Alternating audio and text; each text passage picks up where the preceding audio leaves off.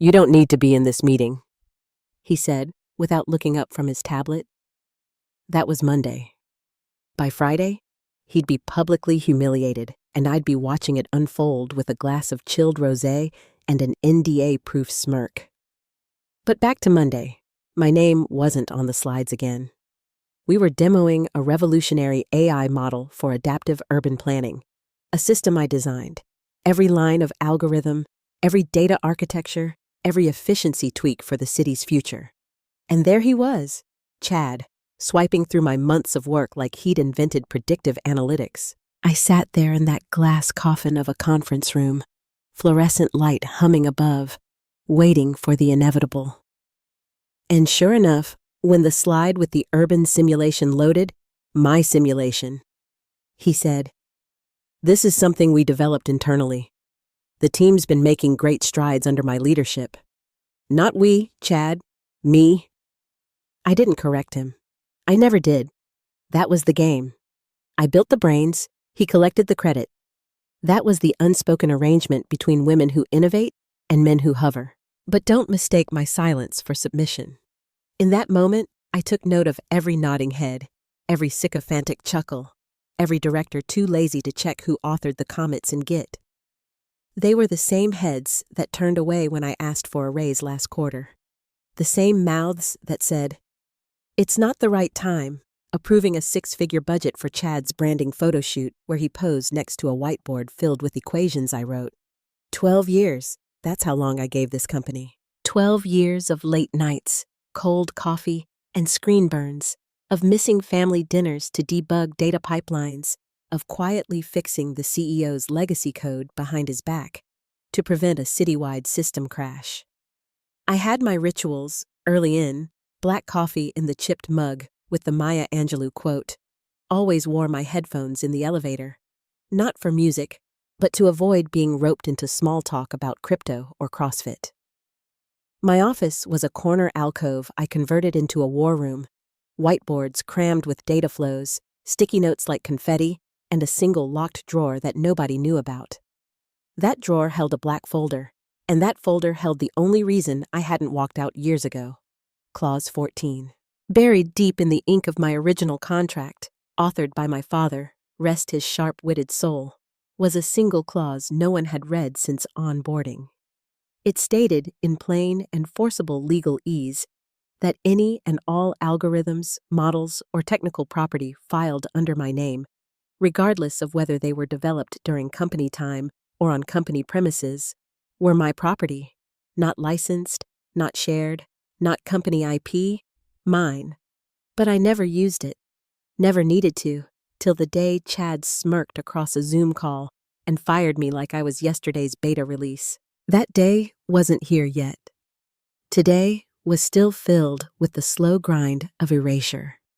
Chad had just been quoted in Urban Tech Daily as a visionary leader, ushering in a new era of sustainable city solutions. The only vision he had was figuring out how to copy my whiteboards without getting marker on his designer blazer. And HR? They loved him. He's a leader who inspires, they said. Of course they did. He bought them all smartwatches at last year's retreat and got them drunk enough to forget the time he referred to the dev team as code drones in front of a client. Meanwhile, I got a $25 Amazon gift card for Employee Appreciation Week.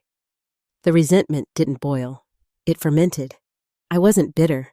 I was aging into something much more potent. At night, I'd lay in bed, staring at the ceiling fan, thinking about every time I let myself be talked over, edited out, quietly stolen from.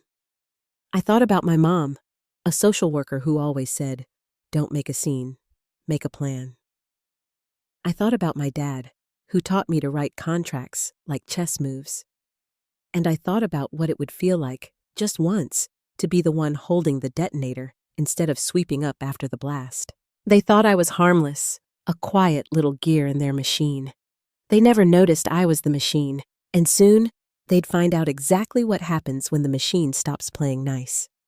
It was supposed to be a routine all-hands Zoom, the kind where half the team forgets to mute, the other half doesn't bother to show their faces, and Chad monologues for 30 minutes about synergy while we all pretend to care.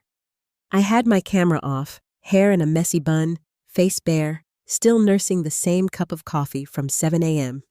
Wasn't expecting fireworks, just another wasted hour. Then Chad cleared his throat. The fake kind, practiced, performed, like he was winding up to accept a fake award. "So," he said, "before we jump into Q2 metrics, there's a quick team update." My stomach dropped. Not because I knew, but because of the tone, that sickly sweet pitch he always used when stabbing someone mid-sentence. "We're making some strategic realignments," he continued, "and unfortunately, that means we're saying goodbye to one of our longest-standing contributors. Effective immediately, Gaia's role is being dissolved, just like that. No warning, no call, not even a Slack message. Dead silence across the Zoom. A couple of icons flickered to life, faces blinking into frame, mouths open like fish. I unmuted, turned my camera on, and smiled. Not big, just enough to make people uncomfortable. "Interesting," I said. "And all my projects?" Chad grinned, that same frat boy grin he wore when taking credit for my CityFlow optimization design in front of investors. "They belong to the company, of course," he said, chuckling like I'd asked if the sky was blue. "It's all company IP, Gaia. That's how this works. You know the game." I tilted my head like I was trying to remember the rules of a game I invented. "Are you sure about that?" I asked, slowly, calmly. Chad blinked. Just once, a microsecond flinch that tells you someone heard the trapdoor creak beneath them. "Anyway," he said, waving it off, "you'll be getting your offboarding package from HR. No need to drag this out. Let's keep things professional." Professional? The man just gutted me on a public call in front of the entire product team, and he wanted professional. I didn't blink, didn't flinch, didn't flail. I clicked Leave Meeting, and then I opened the drawer, the one under the whiteboard, the one no one asked about, the one with the fingerprint scanner tucked behind a stack of decoy notebooks. Inside was the folder, matte black, no label, just a silver clasp, and 12 years of leverage. I set it on my desk, took a breath. Then I double-clicked the file named Clause 14 Patent Ownership PDF and watched as it bloomed across my screen like a legal orchid, ready to sting. I hadn't looked at it in years. I hadn't needed to. But there it was, dry, old, ironclad. All patents, inventions, or technical property registered under the employee's legal name shall remain the sole property of the employee, including any intellectual property arising during their tenure with the company, except where explicitly reassigned by separate signed agreement. No such reassignment existed. Chad had never bothered. He thought I was just another cog in the wheel. What he didn't realize, what he never realized, was that I'd built the wheel, filed the designs under my name, watched the company expand, accelerate, automate, all on the back of my registered intellectual property. And now? Now he thought he'd fired me. He didn't fire me. He lit a match next to a powder keg. I spent the next hour copying files, patent numbers, filing dates, corresponding code, screenshots, logs, a paper trail so detailed it would make a forensic accountant weep. I sent a single email, one line, one attachment, to a contact I hadn't used in years. Subject line, ready to talk. Attachment, Clause 14, Patent Ownership PDF. The reply came within minutes. "Absolutely. Let's make them regret this." The rage didn't come in hot. It arrived cold, precise, a glacial fury shaped into blades. They thought they erased me, but they just triggered the most expensive lesson they'd ever learned. I walked into the office the next morning like I'd forgotten I'd been executed in public. No scene, no boxes, no dramatic confrontation in the lobby. I wore the same black turtleneck and jeans I always wore when I was building something dangerous. I nodded at Dave from DevOps. He gave me a confused half-smile, like he couldn't figure out if he missed a Slack memo or if I was the ghost of corporate Christmas past. My badge still worked.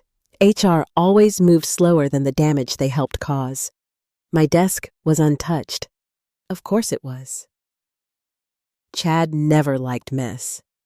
He probably thought I'd storm out with my cactus and laptop like a reality TV meltdown. Instead, I sat down, plugged in my backup drive, and got to work, quietly, methodically. One folder after another. Code snapshots, lab notes, time-stamped proof, even video walkthroughs where I explained design logic to the interns because Chad didn't speak nerd. He thanked me for those, called them great morale tools. Now they were Exhibit A through Z. HR's Cassandra approached around 10:13 with a too-tight smile and a branded tote bag. "We've packed your things," she said, setting the tote on my desk like a bomb made of broken coffee mugs and unused wellness vouchers. "We're ready to deactivate your credentials by noon. We appreciate your cooperation during this transition." I looked at her like she'd complimented my shampoo while stealing my identity. I nodded. "Thanks, Cassandra. You always had a talent for empathy." She didn't even register the sarcasm, just checked a box on her clipboard and strutted away, probably off to schedule another toxic positivity seminar. My coworkers avoided eye contact. A few offered quiet nods. Only Marcus, junior engineer, anime t-shirt guy, whispered, "This is bulls," as he handed me the charging cable I'd lent him 3 weeks ago. I smiled at him. "Keep it," I said. "It might come in handy soon." By 11:30, I walked out. No ceremony, no security escort, just the whoosh of the glass doors and the faint echo of Cassandra's heels chasing some other disaster. I got in my car, a perfectly average silver sedan that housed more secrets than the company's entire R&D budget, drove 2 exits down, pulled into the parking lot of Panera, and opened my laptop. VPN on, encrypted drive mounted. I clicked on the contact saved under Black Knight. It rang once. Then, "Gaia?" The voice was unmistakable, warm, curious, and laced with the razor-wire confidence of someone who knew exactly how sharp the law could be when wielded correctly. "Hey, Olivia," I said. She exhaled a short laugh. "I was wondering when I'd hear from you." Olivia Chavez, former mentee of my father, current IP assassin. She made Fortune 500 companies cry and small inventors sleep at night. "They fired me," I said. A beat of silence. "Oh, poor bastards," I smiled. "I sent you something last night. I read it. Clause 14, Jesus, Ev, that thing is airtight. Did your dad write it in blood?" I laughed softly. "Maybe his last gift to me, I guess." She got serious. "They don't know, do they?" "Nope." Another beat. "How fast do you want to move?" I stared out the window at a woman herding 3 screaming kids out of a minivan. She looked like a general mid-battle. "Fast enough to sting, slow enough to burn," I said. Olivia chuckled. Classic Gaia. We scheduled the first meeting. Paperwork, evidence chain, timeline. We discussed NDAs, injunction drafts, strategic leaks, our pressure points, all under the sweet scent of cinnamon bagels and corporate arrogance. When I closed the laptop, the sky had darkened. The office was behind me. The war was ahead. And for the first time in a long time, I didn't feel small. I didn't feel erased. I felt like I had my hand back on the switch. They thought I left with nothing. They had no idea I'd walked out with the future in my pocket. 2 years ago, I turned down lunch with Sarah Quinn. Wasn't out of arrogance or indifference. I respected the hell out of her, urban planner turned founder. She'd walked away from a government contract job after blowing the whistle on a cover-up, built her company, Horizon Systems, from a shared workspace and a lawsuit. I remember the headlines.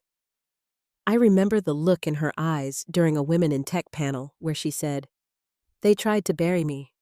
They didn't realize I was the damn seed." Sarah had reached out back then, personally, that she liked my work. Said if I ever wanted to build something real, something ours, I had a place. I thanked her, told her I was loyal to my team. I was stupid. Loyalty only matters if the people above you know how to spell it. So this time, I made the call. Her assistant answered on the second ring and put me through with no hesitation. Sarah's voice came through like a warm blade. You ready now? I didn't even blink. I've got something you'll want to see. She didn't ask questions, just sent a calendar link with a one-word subject. Come. Horizon's HQ wasn't some steel glass tower with parking validation and performative yoga rooms. It was an old, refurbished warehouse outside Austin. All exposed brick and humming servers, solar panels blooming on the roof like tech flowers. There were no receptionists with headsets or espresso machines with oat milk settings, just a keypad, a dog curled under a desk, the sound of work actually happening. Sarah met me in person. No entourage, no PR smile. Black boots, silver streak in her locks, and eyes like she'd already anticipated 5 moves ahead. Gaia, she said. I've been waiting. We shook hands, firm, no posturing. She led me upstairs to a conference room that still smelled like sawdust and ozone. I'm guessing this isn't a social call? No, I said, unzipping my laptop case. It's an opportunity. Didn't waste time. Dragged the folder from my drive onto the screen. The files opened like a hand of cards dealt in silence. Patent 12-3D84. Adaptive Traffic Flow Algorithm. Patent 13-7612. Ultra-Low Energy Sensor Network. Patent 14-0021. Biometric Public Safety Integration for Urban AI. 32 patents. All active, all under my name, all filed while at Urban Solutions, legally mine. She didn't speak at first, just leaned in, scanning line items like a jeweler weighing diamonds. Clause 14, I said, was my father's masterpiece. The board never read it, never questioned it. They thought I was a nice girl who just liked building algorithms in a corner. Now they're trying to commercialize a product line where every component is wired through my name. Sarah sat back. Her face didn't change, but something lit behind her eyes. A spark, maybe, or the slow ignition of a jet engine. You want war? I took a breath. No, I want evolution. But if war gets us there, so be it. She smiled. God, I wish I had hired you when I had the chance. I wasn't ready then, I said. I thought I owed them something. She nodded. We all did, until we realized they were writing our obituaries in real time. She turned her laptop toward me. Let me show you something. A prototype, sleek, elegant, a real-time urban monitoring system was embedded in the schematic, powering a modular AI sensor that could revolutionize city management. The kind of thing I wanted to build at Urban Solutions until Chad said, "There's no market for that. Stick to optimization." I stared at the design, at what could be. I've got funding, Sarah. I've got infrastructure. What I need now is someone who understands how to build the future on her own terms. Rage that had been simmering in me didn't boil this time. It focused. I looked at her. I don't want to rebuild what they took. I want to build what they were too blind to see. Sarah stood, extended her hand again. Then let's show them what happens when women keep the blueprints and burn the bridge behind them. We shook, not as strangers, as architects. By the time I left that building, the bitterness had melted. In its place was something electric. Chad thought he'd won. He didn't know I was already wiring the bomb underneath his ivory tower with a co-conspirator who owned the matches. It started with a whisper in a Slack channel, just 3 words. Horizon's making moves. By noon, it had mutated into a full-blown rumor. A massive competitor launch was coming, one with patents so clean, so advanced, it could make Urban Solutions' Q4 pipeline look like a sad science fair project built out of leftover Arduino boards and desperation. Nobody mentioned my name, not yet, But I was the ghost in the server room, the unseen pulse behind every panicked update request. Urban Solutions' open floor plan buzzed louder than its ventilation system. Conversations stopped when managers walked by. Engineers peeked at Chad's calendar, hoping for hints. The more paranoid ones even pulled up my old commits, hoping to decipher if anything had been left undone. "Chad?" He laughed. "This is classic startup puffery," he told the board during a Monday sync. "Sarah Quinn is all bark. They're probably launching another overpromised drone chassis that can barely detect a wall." He said it confidently, too confidently, but behind closed doors, he was sweating bullets. How do I know? 'Cause he reactivated my admin login. I got the alert 2 nights later, tucked under a slew of IP pings from Urban Solutions' internal servers. Chad was digging, quietly, desperately. He'd found the trail. I'd left it there, just messy enough to look like oversight. A few access logs, a patent filing date that didn't quite line up, a line of code embedded with a hash linked to a provisional application that didn't exist in the company's name. He was waking up, too late.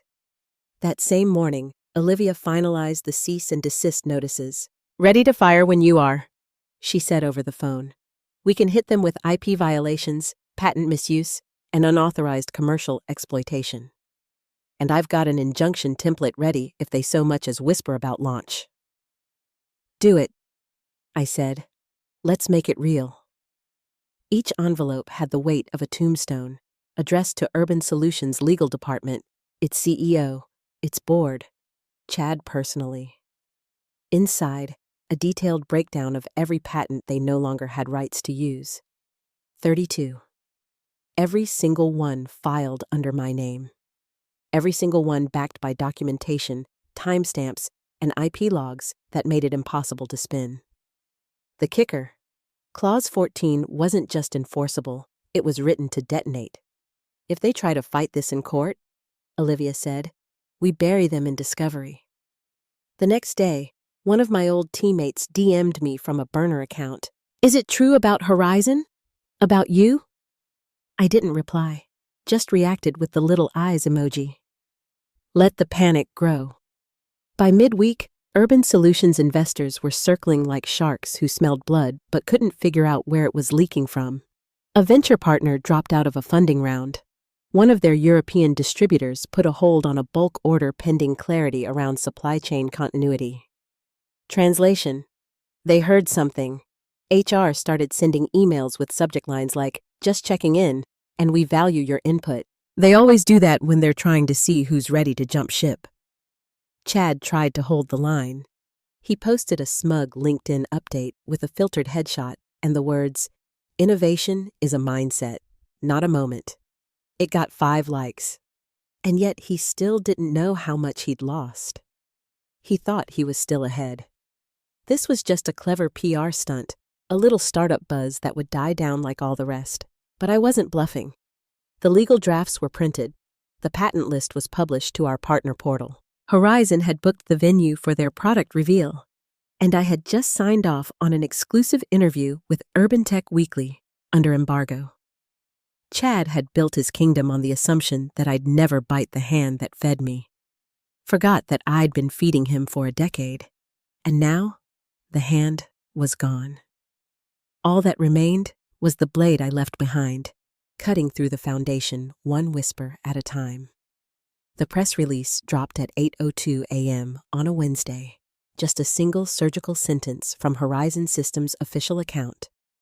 Join us for live unveiling of the next generation in sustainable urban innovation, designed by the mind behind the revolution. No name, no teaser, no leaks.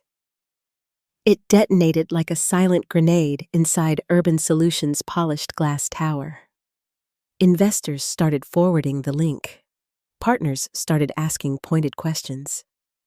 The company's Slack lit up like a Christmas tree strung with panic instead of lights. And upstairs, behind the smoked glass walls of Conference Room 3B, the board called an emergency meeting. The agenda: me. Chad came in with his usual smug swagger. latte in one hand, optimism dripping like cheap cologne, but his eyes gave him away, too wide, too glossy, like a man clinging to a smile he couldn't afford. "The timing is clearly intentional," he said to the board, adjusting his collar for the third time in 5 minutes. "They're trying to spook us before our Q3 push. It's a bluff." The CTO, a man named Gerard, who used to ask me how data modeling worked like it was voodoo, was flipping through a printout so fast the pages began to curl. "This isn't a bluff," Gerard muttered, almost to himself. "I've cross-checked 3 of our pending builds: Project Skyline, the Metro Core, and the Nexus nodes. They all run on code dependencies pulled from Gaia's prototype stack." The room went still. Chad leaned forward, trying to suppress the crack in his voice. "We developed that in-house. That was collaborative IP." Gerard shook his head. "Not if she filed first, and not if she owns the patents." One of the board members, a hawkish woman who once refused to fund a green initiative because carbon offsetting lacks sex appeal, closed her laptop with a snap. "Did we verify whether her contract gives her claim?" she asked. Chad hesitated, the worst kind of pause. The "I have no idea, but I'm going to lie anyway" kind. "We're looking into it. In boardroom speak, that's code for I've screwed us, and I'm trying to buy 5 minutes of oxygen before the noose tightens." Meanwhile, I was at a cafe 4 blocks away, sipping a matcha and watching the whole thing unravel via the shadow email chain I still had access to. Thank you, Marcus, for never revoking that shared calendar invite. By noon, internal memos started leaking. The legal team flagged pending patent risk in a dozen high-priority initiatives. Gerard requested a freeze on deployment. QA halted testing. Procurement delayed 3 component orders with third-party manufacturers until clarity is restored. Clarity wasn't coming. Then came the text, a burner number. I recognized the cadence immediately. "Hey, I know I shouldn't be reaching out, but what should I do? They're asking me to rewrite modules using alternate frameworks and not to ask why. I don't think they understand what any of it does." "Okay, Marcus," the junior engineer, the one I used to buy coffee for when he couldn't afford it, the one who cried in the stairwell after Chad humiliated him for missing a deadline caused by Chad's own scope creep, the only one who said goodbye like he meant it. I stared at the message for a moment, then typed 3 words. "Sit tight. Watch." That was all he needed. Back at Urban Solutions, Chad was unraveling faster than the company's cap table. Tried calling Olivia. She declined, twice. He tried reaching out to Horizon's press office under a fake name. They posted his email on Twitter. He was trapped, and he knew it. But me? I wasn't angry anymore. I wasn't even excited. I was still. And watching the cracks spread through the empire I once built from algorithms and silence. They were scrambling for a foundation that no longer existed, and I hadn't even walked on stage yet. Cease and Desist hit their inboxes like a thunderclap at a funeral, stamped, certified, and served to every executive desk at Urban Solutions before their Monday caffeine could kick in. Olivia doesn't do half measures. Each envelope was the legal equivalent of a bat to the kneecaps. Subject: Notice of unauthorized use of patented materials. Immediate cease and desist required. Attached: 32 separate exhibits, one for each of my patents, annotated with timestamps, screenshots, and traceable implementation lines so detailed even their janitor could follow the trail. The email thread leaked by noon. One exec forwarded it to another with a note that just read, "Fucked. I was in Horizon's design lab when it went down, reviewing the final prototype alongside Sarah and her team. It was real now, tangible. My routing system pulsed like a living thing, embedded inside hardware designed with precision and pride, not profit-first dilution. The product we were about to unveil didn't just work, it sang." "Think they've read the fine print yet?" Sarah asked, her mouth quirking with mischief as she held up a mock-up unit. "If they haven't," I said, sipping my tea, "they're probably Googling the definition of injunction in all caps." The fallout started with an emergency email from Urban Solutions CEO, Randall Firth. He hadn't spoken my name once during my 12 years there. Suddenly, I was a valued former contributor and a regrettable oversight in our patent review process. He called Olivia directly, left 2 voicemails, then 3, then begged for private resolution that doesn't involve courts or the media. Olivia sent him exactly what he deserved, a 1-line response. All inquiries regarding Gaia's intellectual property must go through formal counsel. Further direct contact will be considered harassment. And all went quiet. Chad didn't. He went on a miniature of desperation, walking the floor, telling engineers we were bluffing, spinning fairy tales about how they'll settle down once the hype fades. But the code freezes stayed frozen. The board started asking questions he couldn't unspin. Compliance demanded a third-party audit. He tried to save face in a Zoom town hall, wore his best suit, looked into the camera with a dead smile and said, "We believe in collaboration and mutual respect. We're confident this matter will be resolved professionally." The chat lit up with vomit emojis. A few employees changed their backgrounds to green screens of my old whiteboards. One had Clause 14 as typed in Comic Sans. Then Olivia dropped the hammer. The formal cease and desist was followed by an offer. 1 chance, 1 clause. They could continue using my patents, but only under a new licensing agreement. Price tag, $47.5 million per year, 5-year minimum, retroactive, non-negotiable. Silence. Then came the reply from Urban Solutions' interim legal team, because their head counsel conveniently went on sabbatical after Olivia's packet landed. "This fee structure is egregious and predatory. We request to renegotiate under standard terms."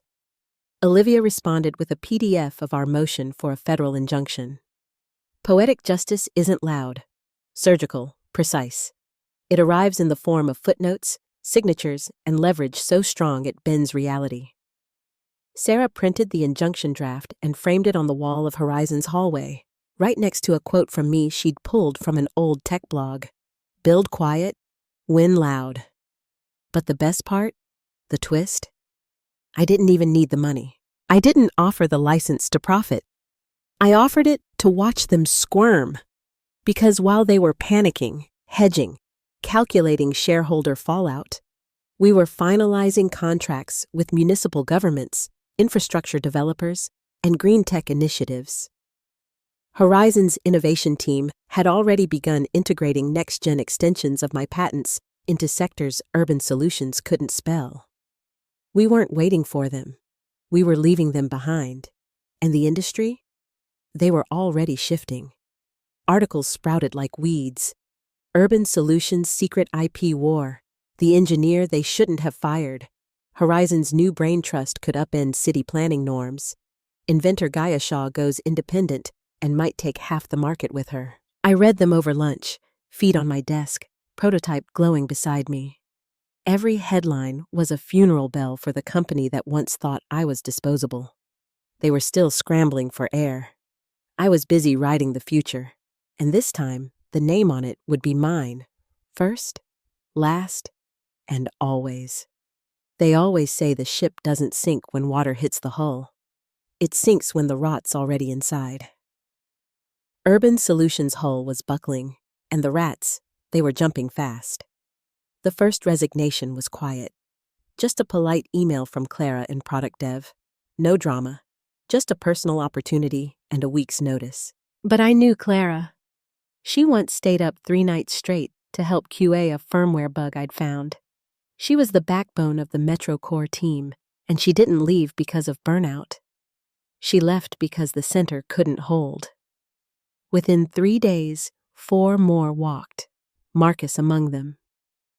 His exit memo was a dagger dressed as diplomacy. "I'm grateful for the opportunities here. I just want to work somewhere that values intellectual integrity." Translation: "Screw you, Chad." The investors followed.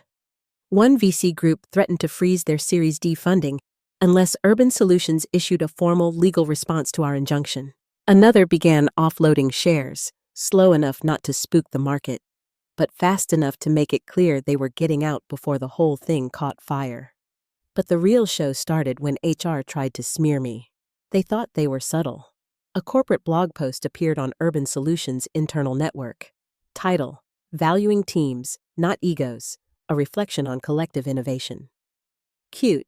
It included a vague paragraph about how no one engineer builds alone, how certain contributions have been exaggerated by external narratives, and my personal favorite, how Urban Solutions' success lies in synergy, not singularity.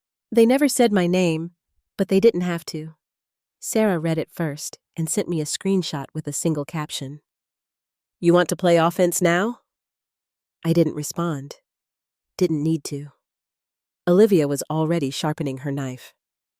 That same afternoon, Horizon's legal team dropped a PDF bomb on Twitter.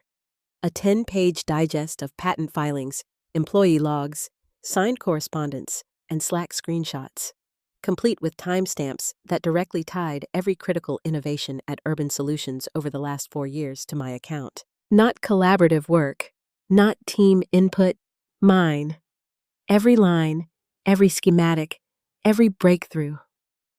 The final page included a copy of Chad's approval email for Patent 14-1, where he wrote in his own words, "Gaia's urban routing model is the cleanest system I've seen in 20 years. Worth its weight in gold." Gold, huh? Funny, because 2 hours later, someone leaked an internal email from Chad to the board, dated just last month. It read, "Her patents are basically glorified high school science fair projects. Replace her work in 2 weeks max." And that was it. That was the spark. The press ate it alive. Urban Tech Weekly ran a front-page piece titled "Glorified Science Fair Project Now Powering Multi-million-dollar Rival Launch." Fast Circuit called it the most short-sighted dismissal in tech since Kodak snubbed digital. But the real cherry on top, a new banner on Horizon's homepage, launching next week, "The Future of Computing, engineered by Gaia." My name, front and center. No pseudonym, no caveat. Just truth. I walked past a co-working space that evening and saw a group of students watching one of my old TEDx talks on a projector. One of them had paused it to scribble my name on a whiteboard next to innovative urban planning methods. I didn't interrupt, didn't announce myself. I just watched. Not because I needed the recognition, God knows I'd survived without it, but because it meant the lie was finally cracking. The myth of team effort used to disguise theft, the cult of collective credit when only some got the rewards. Urban Solutions was hemorrhaging people, reputation, and soon, money. And Chad? Chad was still pretending to steer a ship that had already capsized. Every story, every whisper, every resignation, it all led back to one thing. They thought they could erase the woman who built their future. Now I was the headline. They were just a cautionary footnote, rotting below the fold. They gave me the stage. I gave them a reckoning. The auditorium wasn't massive, but it was packed, wall to wall. Investors, engineers, journalists, skeptics, vultures, and then, of course, the live stream. Over 80,000 viewers tuned in, numbers climbing by the second. Somewhere in that sea of anonymous watchers, I knew Chad was sweating through his overpriced vest, blinking at the screen like, maybe. This was just a very realistic nightmare. The lights dimmed. Sarah walked out first, calm and lethal in her signature boots, flanked by Horizon's lead developers and product designers. A short, powerful intro. Then she turned to the crowd and smiled. "Now to show you the future," she said. "Let me introduce the woman who built it." The lights hit me as I stepped into view, and for the first time in my entire career, I didn't shrink. I didn't wait for a cue, didn't wonder if someone else would take credit. I walked straight to the podium, the prototype cradled in a velvet case beside me, a small, quiet piece of hardware, sleek, matte black, no logos yet, but it pulsed with power, the kind you feel in your jaw when lightnings close. I looked into the crowd, then into the camera. "My name is Gaia Shaw. I said, voice steady. And this device, this system, is protected by 32 patents, all filed under my name, all drafted by my hand, all buried by a company that thought a woman like me was easy to erase. Murmurs, flashes, clicks of keyboards catching up with history. Each component, I continued, from the adaptive traffic matrix to the integrated safety failsafe, was once used by Urban Solutions without authorization. Today, we close that chapter. I held up a packet, legal-bound, embossed. Olivia's masterpiece. The injunction is live, I said. As of this morning, any company using these patents will be served retroactively, including Urban Solutions. And on cue, God bless Olivia's sense of timing, someone in the back stepped forward in a blazer and lanyard, whispering to the security detail posted at the edge of the room. Whispers turned to gasps. Someone shouted, "They're serving him now! He's here!" Chad, of course. The bastard showed up.